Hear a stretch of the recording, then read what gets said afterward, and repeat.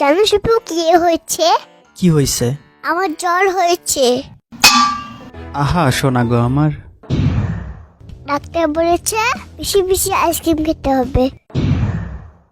আরে এটা কেমন কথা? জ্বর হলে আইসক্রিম খেলে তো সেটা বেড়ে যাবে। না মানে এটা তো সবাই জানে, আইসক্রিম খেলে জ্বর বেড়ে যায়।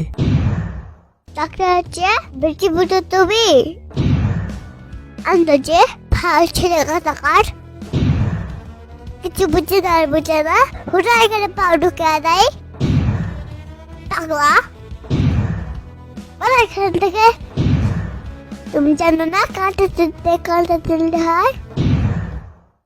আরে কাঁটা তুলতে না, কাঁটা দিয়ে কাঁটা তুলতে হবে। আর এইটা দিয়ে তুমি কি বোঝাতে চাচ্ছ? এটার মানে হলো ঠান্ডা লাগছে তাই বেশি বেশি আইসক্রিম খেতে হবে, তাহলে ঠিক হয়ে যাবে। আইসে নিউটনের খালাতো বোন, আইসক্রিম খাওয়া বললেই তো হয়।